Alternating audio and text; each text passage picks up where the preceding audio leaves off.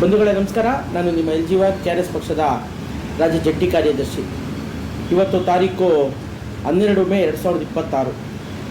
ಇವತ್ತಿನ ವಿಚಾರ ಏನು, ಕೇಂದ್ರ ಸರ್ಕಾರ ಕಳೆದ ಮೇ 3ನೇ ತಾರೀಕು ಆದಂತಹ ನೀಟ್ ಪರೀಕ್ಷೆಯನ್ನು ರದ್ದುಗೊಳಿಸುವ ಬಗ್ಗೆ ಇವತ್ತು ಹೇಳಿದೆ.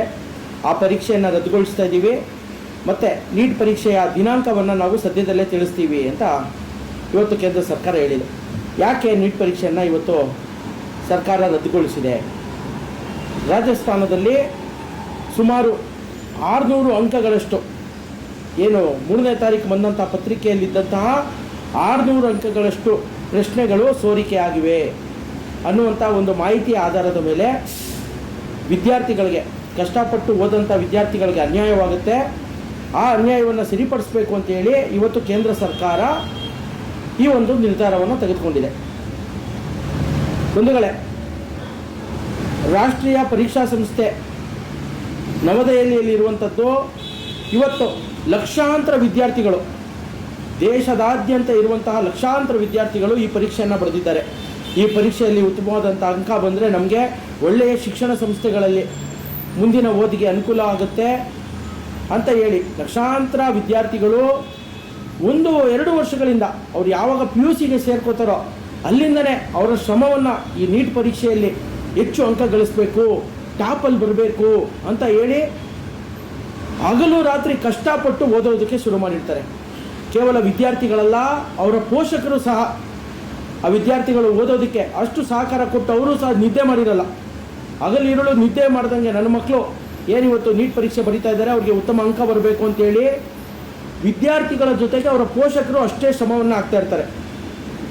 ಈಗ ಏಕಾಏಕಿ ಕೇಂದ್ರ ಸರ್ಕಾರ ಪ್ರಶ್ನಾ ಪತ್ರಿಕೆ ಸೋರಿಕೆ ಆಗಿದೆ, ಹಾಗಾಗಿ ಪರೀಕ್ಷೆಯನ್ನು ರದ್ದು ಮಾಡ್ತಿದ್ದೀವಿ ಅಂತ ಹೇಳ್ತಾ ಇದ್ದಾರೆ.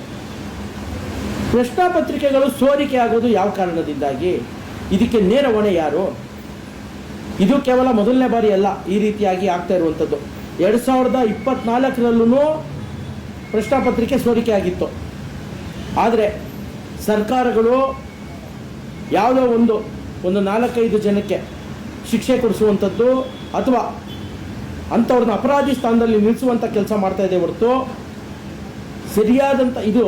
ಏಕೆಂದರೆ ಈ ಪತ್ರಿಕೆಗಳನ್ನು ತಯಾರು ಮಾಡುವಂಥದ್ದು ಮತ್ತು ಅದನ್ನು ಗೌಪ್ಯವಾಗಿಡುವಂಥ ಕರ್ತವ್ಯ ಯಾರ್ದು? ಆ ಸಂಸ್ಥೆಯ ಉನ್ನತ ಹುದ್ದೆಯಲ್ಲಿರುವಂಥ ಅಧಿಕಾರಿಗಳದು, ಮೇಲಧಿಕಾರಿಗಳದು.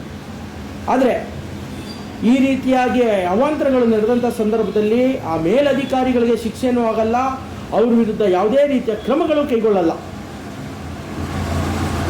ಆ ಕಾರಣದಿಂದಾಗಿ ಪ್ರತಿನಿತ್ಯ ಯಾವುದಾದ್ರೂ ಒಂದು ಪರೀಕ್ಷೆಗಳಾಗಿ, ಇವತ್ತೇನು ಕೇಂದ್ರ ಸರ್ಕಾರದ್ದಾಗಿರ್ಬೋದು ಅಥವಾ ರಾಜ್ಯ ಸರ್ಕಾರಗಳು ನಡೆಸುವಂಥ ಈ ರೀತಿಯಾದಂಥ ಪರೀಕ್ಷೆಗಳಲ್ಲೂ ಅಕ್ರಮಗಳು ನಡೀತಾನೇ ಇದ್ದಾವೆ, ಪ್ರಶ್ನಾ ಪತ್ರಿಕೆಗಳು ಸೋರಿಕೆ ಆಗ್ತಾನೇ ಇದ್ದಾವೆ.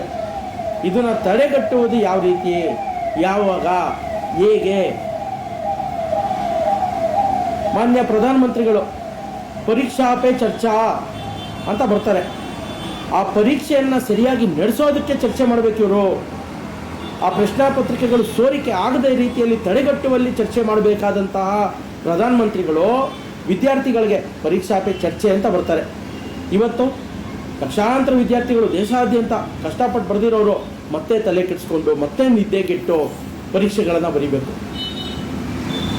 ಕರ್ನಾಟಕ ರಾಷ್ಟ್ರ ಸಮಿತಿ ಪಕ್ಷ ಕೇವಲ ನೀಟ್ ಅಂತಲ್ಲ, ಯಾವುದೇ ಪರೀಕ್ಷೆಗಳಾಗಿರ್ಬೋದು, ವಿದ್ಯಾರ್ಥಿಗಳಿಗಾಗಿರ್ಬೋದು, ಅದೇ ರೀತಿಯಾಗಿ ಏನು ಅಭ್ಯರ್ಥಿಗಳು ಸೇವೆಗೆ ಬರುವಂಥ KPSC UPSC ಈ ರೀತಿಯಾಗಿ ಪರೀಕ್ಷೆಗಳನ್ನು ತೆಗೆದುಕೊಳ್ಳುವಂಥವರು ಸಹ ಇವತ್ತು ನಿಜವಾಗ್ಲೂ ಪರೀಕ್ಷೆಯ ಕಷ್ಟಪಟ್ಟು ಓದುವಂಥವ್ರಿಗೆ, ಕಷ್ಟಪಟ್ಟು ಶ್ರಮಪಟ್ಟು ಓದುವಂಥವ್ರಿಗೆ ಇವತ್ತು ಬೆಲೆ ಇಲ್ದಂಗಾಗಿದೆ. ಈ ರೀತಿಯಾಗಿ ಅಕ್ರಮಗಳು ನಡೀಬಾರ್ದು. ಕರ್ನಾಟಕ ರಾಷ್ಟ್ರ ಸಮಿತಿ ಪಕ್ಷ ಇವತ್ತೇನು ಕೇಂದ್ರ ಸರ್ಕಾರ ಈ ಪರೀಕ್ಷೆಯನ್ನು ಮುಂದೂಡಿದೆ ಅದನ್ನು ವಿರೋಧಿಸುತ್ತೆ. ಅದ್ರ ಜೊತೆಗೆ ಈ ಪರೀಕ್ಷೆಯನ್ನು ಮುಂದೂಡೋದಕ್ಕೆ ಕಾರಣವಾಗಿರುವಂಥದ್ದು ಕೇಂದ್ರ ಸರ್ಕಾರದ ವೈಫಲ್ಯ, ಶಿಕ್ಷಣ ಮಂತ್ರಿಗಳ ವೈಫಲ್ಯ. ಕೇಂದ್ರದ ಶಿಕ್ಷಣ ಮಂತ್ರಿಗಳು ಏನಂದರೆ ಇವತ್ತು ಲಕ್ಷಾಂತರ ಮಕ್ಕಳ ಭವಿಷ್ಯವನ್ನು ಹಾಳು ಮಾಡೋದಕ್ಕೆ ಹೊರಟಿದ್ದಾರೆ. ಅವರು ಇವತ್ತು ರಾಜೀನಾಮೆಯನ್ನು ಕೊಡಬೇಕು. ನನ್ನ ಪ್ರಕಾರ ಖಂಡಿತವಾಗ್ಲೂ ಇವತ್ತು ವಿದ್ಯಾರ್ಥಿಗಳ ಭವಿಷ್ಯದ ಜೊತೆ ಆಟ ಆಡ್ತಾ ಇರುವಂಥದ್ದು ಕೇಂದ್ರ ಸರ್ಕಾರದ ಶಿಕ್ಷಣ ಮಂತ್ರಿ ಮತ್ತು ಕಾರ್ಯದರ್ಶಿಗಳು. ರಾಷ್ಟ್ರೀಯ ಪರೀಕ್ಷಾ ಸಂಸ್ಥೆಯ ಉನ್ನತ ಹುದ್ದೆಯಲ್ಲಿರುವಂಥವರು ಸಹ ಆ ಸ್ಥಾನಕ್ಕೆ ಇವತ್ತು ಅವರು ಲಾಯಕಲ್ಲ. ಅವರು ಸಹ ರಾಜೀನಾಮೆಯನ್ನು ಕೊಟ್ಟು ಮನೆಗೆ ಹೋಗಬೇಕು. ಕೇವಲ ಭಾಷಣ ಮಾಡೋದ್ರಿಂದ ಏನೂ ಆಗಲ್ಲ. ಭಾಷಣ ಮಾಡೋ ಬದಲು ಕಾರ್ಯರೂಪಕ್ಕೆ ತರಬೇಕು. ಅದು ತರೋದಕ್ಕೆ ನಿಮ್ಮ ಕೈಲಾಗಿಲ್ಲ ಅಂದರೆ ದಯಮಾಡಿ ರಾಜೀನಾಮೆ ಕೊಟ್ಟು ಮನೆಗೆ ಹೋಗಿ. ವಿದ್ಯಾರ್ಥಿಗಳ ಭವಿಷ್ಯದ ಜೊತೆ ಯಾಕೆ ನೀವು ಆಟ ಆಡ್ತೀರಿ? ವಿದ್ಯಾರ್ಥಿಗಳ ಭವಿಷ್ಯದ ಜೊತೆ ಆಟ ಆಡೋದನ್ನು ನಿಲ್ಲಿಸಬೇಕು. ಇನ್ನು ಮುಂದೆ ಆದರೆ ಈಗೇನೋ CBI ಅಂತ ಕೊಟ್ಟಿದ್ದೀರಾ, ಗೊತ್ತಿದೆ CBI ಯಾವ ರೀತಿಯಾಗಿ ತನಿಖೆ ಮಾಡುತ್ತೆ. ಇವತ್ತು ದೇಶದಲ್ಲಿ CBI, ED ಕೇಂದ್ರ ಸರ್ಕಾರ ಹೇಳಿದಾಗ ನಡೆಯುವಂಥದ್ದು.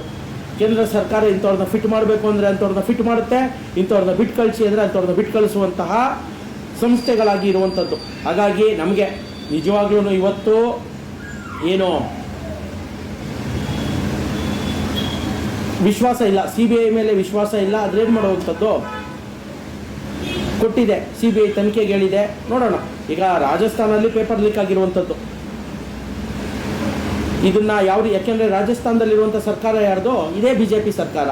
ಡಬಲ್ ಇಂಜಿನ್ ಸರ್ಕಾರ ತಂದುಬಿಟ್ರೆ ದೇಶಕ್ಕೆ ಭವಿಷ್ಯ ಇದೆ, ದೇಶವನ್ನು ಅಭಿವೃದ್ಧಿಯತ್ತ ಕೊಂಡೊಯ್ತೀವಿ, ದೇಶವನ್ನು ಉಳಿಸ್ತೀವಿ ಅಂತ ಹೇಳುವಂತಹ ಡಬಲ್ ಇಂಜಿನ್ ಅಂತ ಹೇಳ್ಕೊಂಬಂದಂತಹ ಇವತ್ತು ಕೇಂದ್ರದಲ್ಲೂ BJP ಸರ್ಕಾರ, ರಾಜಸ್ಥಾನದಲ್ಲೂ BJP ಸರ್ಕಾರ. ಆದರೆ ಇವತ್ತು ಅಲ್ಲಿ ಒಂದು ಅಕ್ರಮಕ್ಕೆ, ಭ್ರಷ್ಟಾಚಾರಕ್ಕೆ ನಾಂದಿ ಆಡಿರುವಂಥದ್ದು. ಮೂಲಭೂತವಾಗಿ ಹೌದು, ಇವತ್ತು ಅಲ್ಲಿ ಪ್ರಶ್ನಾಪತ್ರಿಕೆ ಸೋರಿಕೆ ಆಗಿದೆ ಅಂದರೆ ಅದಕ್ಕೆ ಭ್ರಷ್ಟಾಚಾರನೇ ಕಾರಣ, ಅಕ್ರಮಗಳೇ ಕಾರಣ.